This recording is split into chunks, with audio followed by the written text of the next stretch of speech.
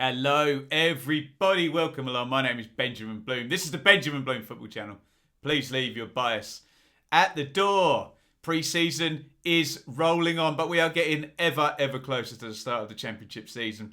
We're going to keep it fun. We're going to keep it free. There will be a couple more transfer updates and whatnot, but I'm going to stick with the ranking videos for the moment. We have done the stadiums. We've done the home kits. There's still 6 away kits to be released, so we're going to wait on that one. And today we're revisiting a topic we've done in previous seasons. Which boss was best? And we're talking as a player. So I am going to be ranking all 24 Championship managers as players. We're going to go from worst all the way up to best.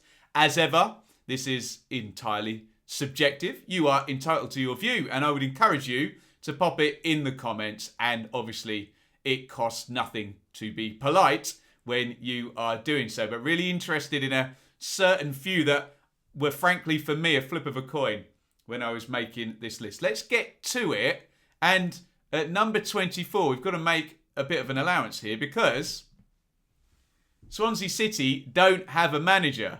So my normal pain about putting somebody bottom in a list video is not happening today because there's literally no manager. So number 24 is the vacant Swansea manager.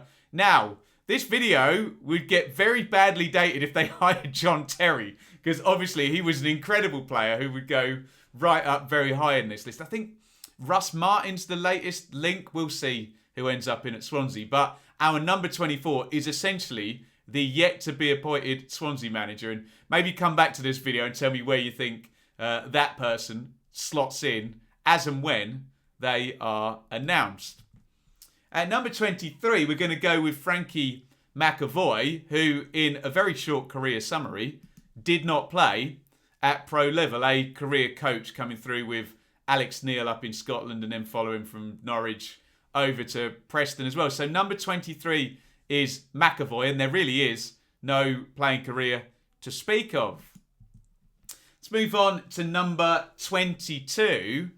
Huddersfield Town's manager, Carlos Corberan, was apparently a goalkeeper, but only really with Valencia B and their youth team, was kind of in the system, but never really actually started playing. So we can put him slightly ahead of McAvoy. Don't know if we've got any Valencia youth team experts circa 15 years ago, but I know nothing about it. Interested it was a goalkeeper. I thought it was going to be, I don't know, you just assume Spanish people are midfielders, don't you, and technical players. But no, goalkeeper, but nothing really occurred in that career.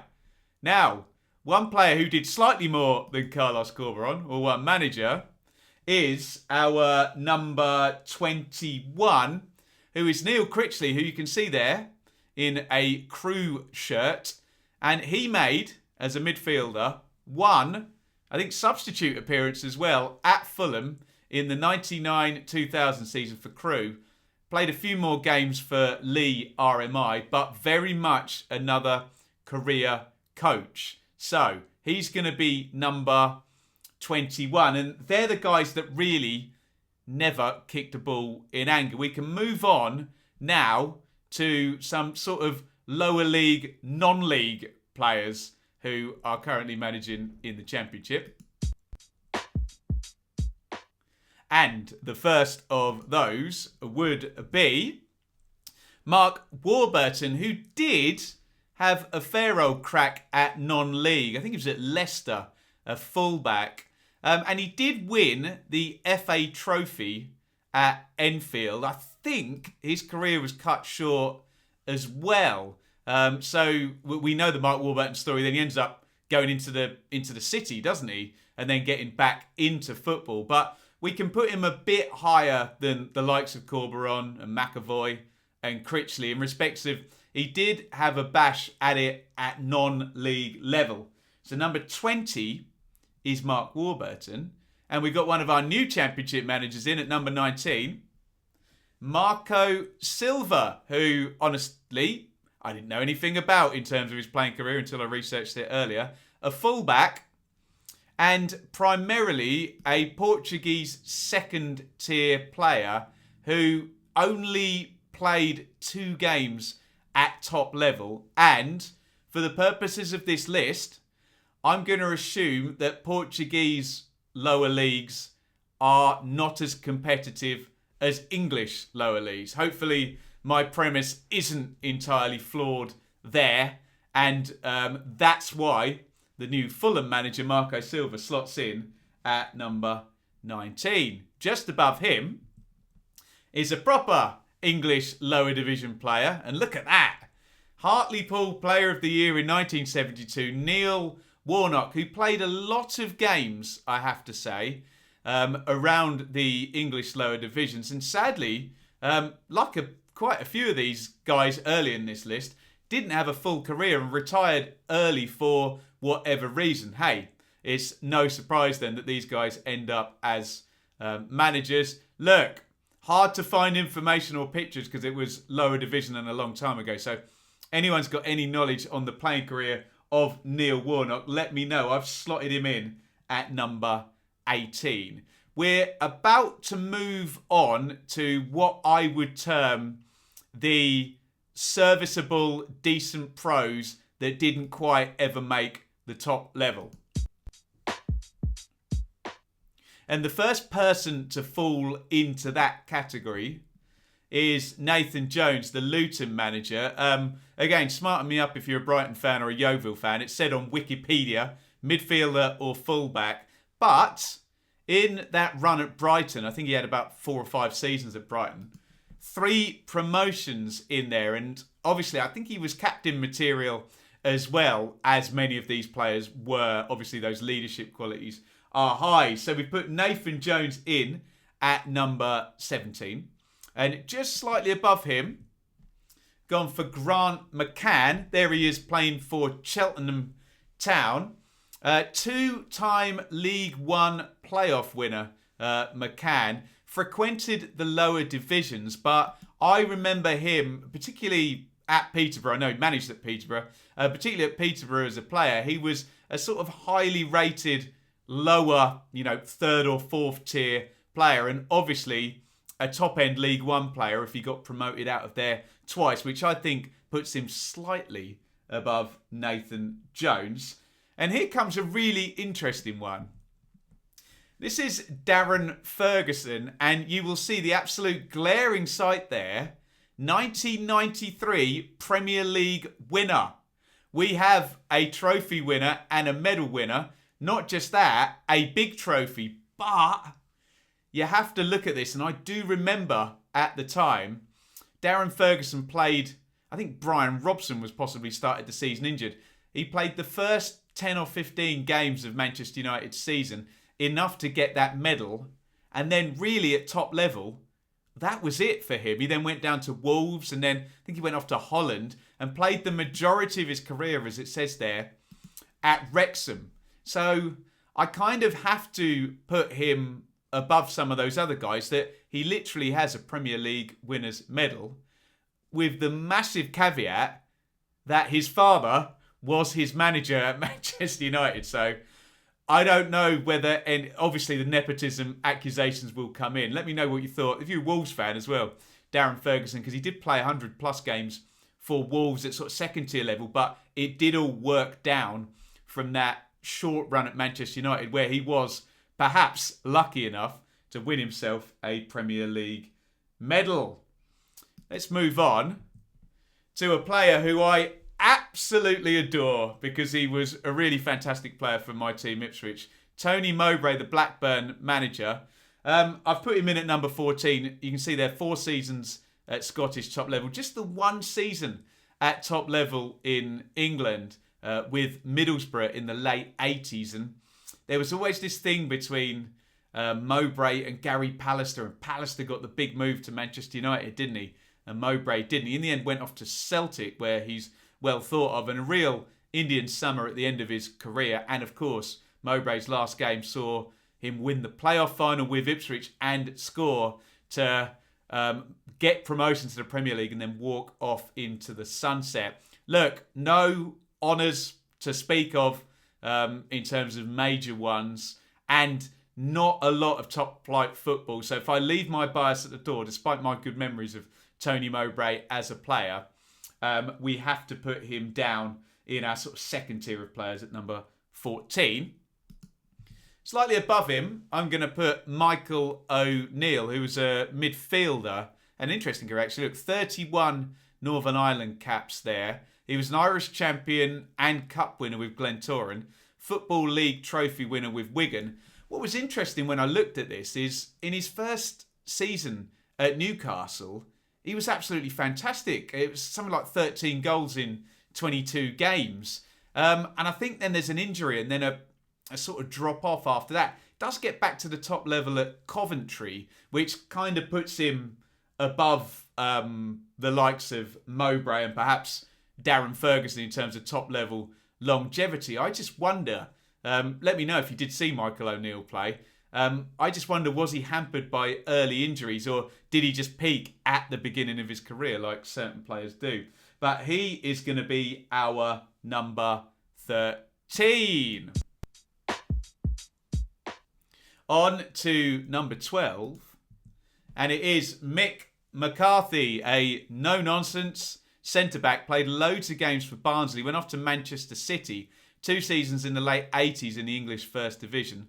Also 2 seasons in the top division. You can see there wearing the Celtic shirt. He played for the Glasgow Giants up there in Scotland. He did go off and play in France as well. What has amped him up a little bit higher than someone like Michael O'Neill is you can see the bottom there, 1990 World Cup quarter finalists. I'm sure Mick, in his modest way, would modestly describe his career, but to get to the World Cup quarterfinals, play in different countries and at the top level in different countries, I think pops him in there at number 12. At number 11, I might get a bit of jip for this one, but I've gone for Gary Rowett, and this is on the basis of top level longevity, that there's 100 plus Premier League games in there for Derby, Leicester and Charlton. And at the end, I think Charlton paid quite a lot of money for him sort of towards the end of his career. So we've spoken about possibly the likes of Michael O'Neill and Darren Ferguson's careers sloping off. I think Gary Rowett's went the other way. Very serviceable player with Birmingham as well, when I would see him playing in the second tier. But just a lot of top level games, and at a time when things were, this is not 80s football. This is Premier League football, 90s into early noughties. So maybe not as big a name as a player as a Mick McCarthy perhaps, but I'm just going to, on the basis of top level longevity with 3 different teams as well, stick Rowett in there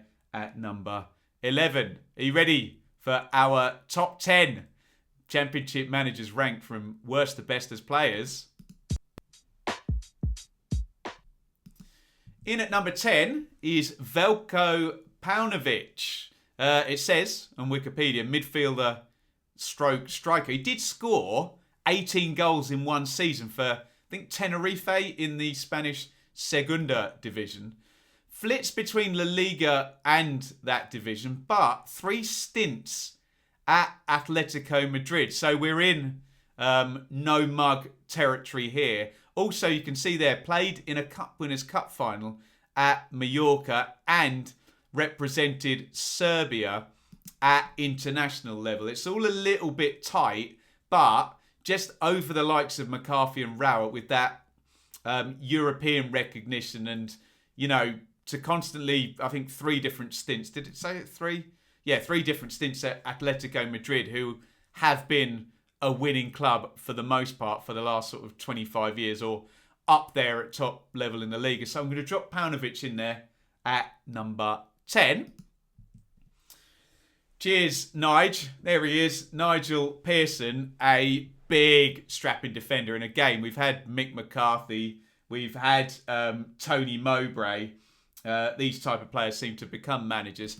8 seasons at top level with Sheffield Wednesday and with Middlesbrough as well. And you can see there, although he's not actually in the top division, Sheffield Wednesday won that League Cup when they were in the second tier. So he does have silverware, does Nigel Pearson, as well. So I think that just puts him, that top tier longevity, above a few of those other players we've mentioned. And that's why we've got Nigel Pearson in there at number 9. Number 8 is the new Barnsley manager, Marcus Schott. Don't know a lot about the career, but 56 Austrian caps, so an international for a long time. I mean, I don't know, where'd you rank a Republic of Ireland cap or a Northern Ireland cap in terms of Michael O'Neill or Mick McCarthy against an Austrian cap? He's got more than both of them, and an Austrian champion with Sturm Graz as well. I think he went across and played in Germany as well in 1999. So he's got that winner's medal in the Austrian top division. I don't know where you rank the Austrian top division, but look, it's not quite a major European league, but with that longevity and that international record, I've decided to pop him up in the top 10 at number 8. And here at number 7, we're now really into our top level players. And this is Lee Bowyer. Midfielder, no honours which to speak of. Although, did he win the League Cup with Birmingham? I can't remember. 2-time Leeds United Player of the Year. But you can see there, 400 plus Premier League appearances. And the longevity at the top level there is incredible. And it's something that pretty much all of those people beneath him in our list don't have. Obviously, he came through so young, didn't he, at Leeds? But he stayed at the top level. A attacking midfielder who arrived and got on the end of stuff, wasn't he, Lee Bowyer? And I just think those 400 at Premier League era time, Premier League appearances, is the reason I've got him in at number 7. Now, this next guy has dropped a couple of positions since last season. And what I must say as well, since last season, we've lost some serious players. I'm talking Philippe Cocu was here last season, Sabri Lamucci and Aitor Karanka. All gone, but Mark Robins does still drop a couple of places despite that. I wonder what's going to happen next. They've already given away his name. Mark Robins there. Look, a bit of a sense with Mark Robins that the best part of his career was the first half of it with Manchester United and then with Leicester, and then kind of goes off to a lot of clubs and down to the lower leagues. But you'll see in the picture, he scored that goal at Nottingham Forest in the FA Cup when everyone said Fergie was getting sacked if he doesn't win anything. Robin scores the goal, United win the tie, and you can see there, Fergie wins the FA Cup, and the next 20 years, as they say, are history. But lots of honours for Mark Robins. FA Cup, Charity Shield, Cup Winners' Cup, European Super Cup. Also won the League Cup with Leicester. So honours with 2 different teams. And a serviceable Premier League level goal scorer. He went off to Norwich and did really well for Norwich in that season when they were right high up the table. I think they finished 3rd, didn't they? 92, 93, I can't remember. And then Martin O'Neill's Leicester as well. Things dip off a bit, but look at those honours. Again, FA Cup, Charity Shield, Cup Winners' Cup, Super Cup. Guy's got medals and he got goals at the top level, although the longevity of someone like a Lee Bowyer, who was there his whole career, isn't there, but the honours and the medals are. So if you think that's fair or not, I've put Robins higher. Are you ready for the top 5? And these are quite difficult to order now. Number 5, Scott Parker. Now, Scott Parker's a bit of a mythical beast as a player. 18 England caps, and he won the Football Writers Footballer of the Year in 2011. Like someone like Lee Bowyer, and they both started at Charlton as well, didn't they, Bowyer and Parker? Played at the top level pretty much that entire career. More representation for England than someone like Bowyer. But I think there was the myth of the Footballer of the Year where he was actually relegated playing for West Ham and won the Football Writers Footballer of the Year. That always seemed a bit of an outlier. But look, his is the honour and his is the trophy. It's in his name. So with that England representation and the longevity, makes me put him a little bit higher than Lee Bowyer and Mark Robins, but not the honours there that someone like Mark Robins has got. So I had a struggle placing Scott Parker, and he's come in at number 5.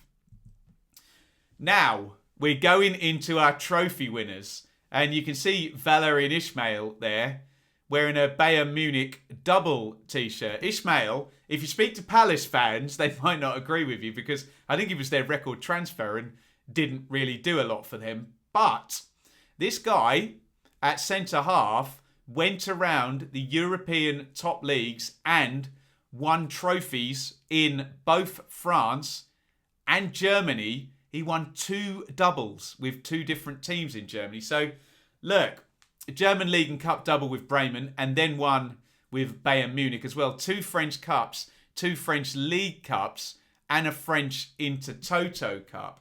So, this is a top-level player across probably 10 or 12 seasons in different countries with different teams with lots of medals as well. And 2 German doubles. Impressive stuff. I was surprised when I saw it that he'd won quite that much.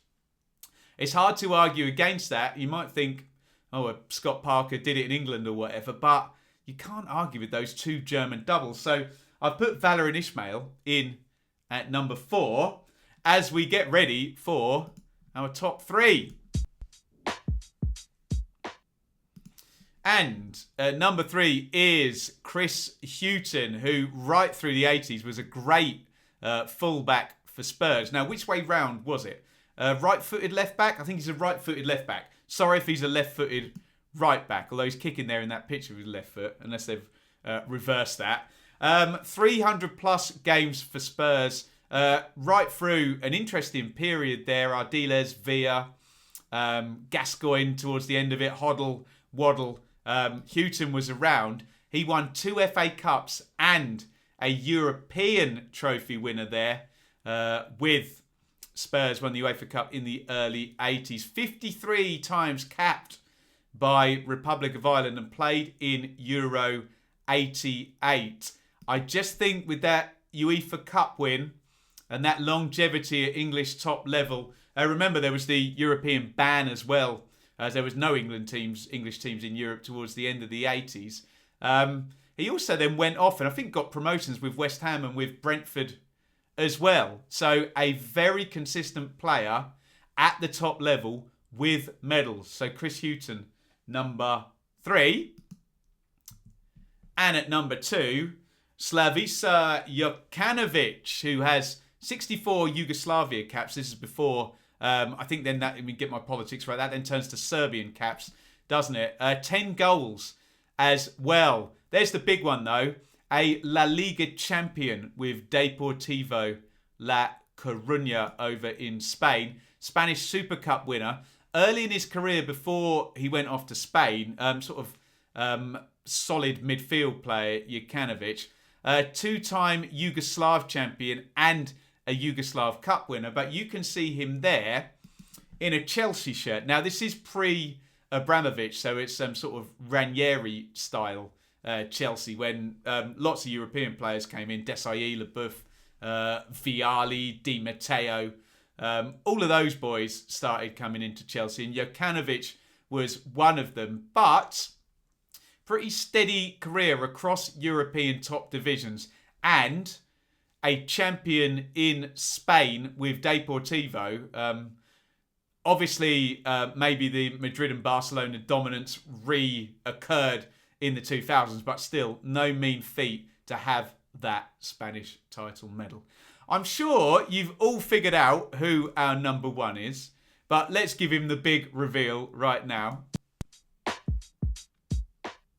And I'm quite pleased about this because it was a bit of a no-brainer. It was hard last year with Karanka and Lamucci and Koku, but really our absolute standout number 1 player who is now managing the Championship. There's not much of a debate here, is there? I mean, you could try and make an argument, but good luck with it. Wayne Rooney, and I mean, let's just celebrate and read through those honours. All-time Manchester United top scorer. All-time England top scorer.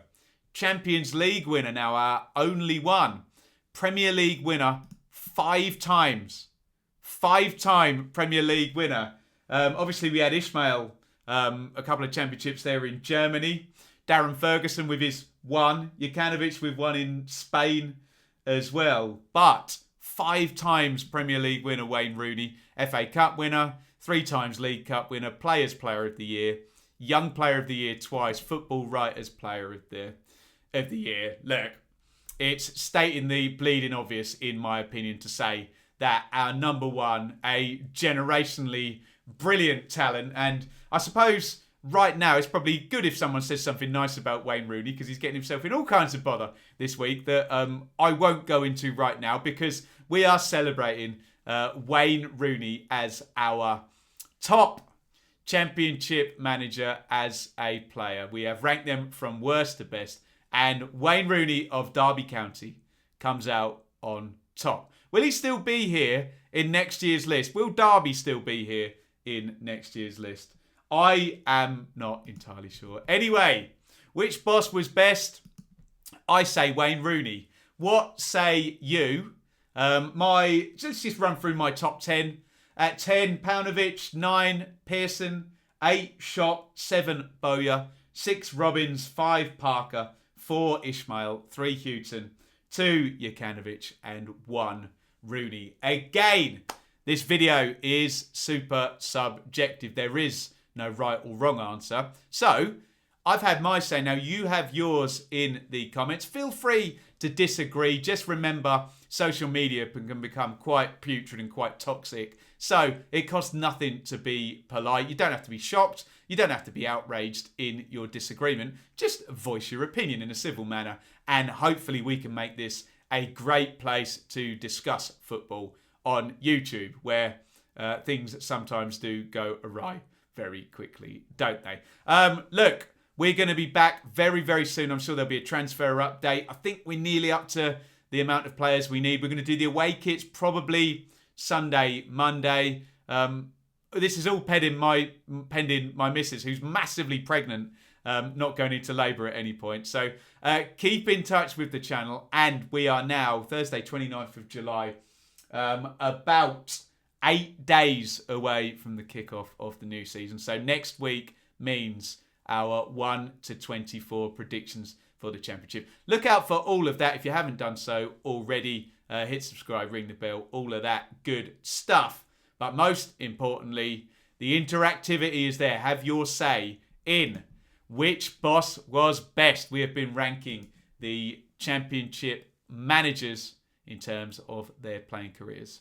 Get involved in the comments, and I will see you very, very soon, with or without child. Certainly when the season starts, we will find out. All will be revealed. Thank you everybody for watching, and it's a big, lovely over and out from me.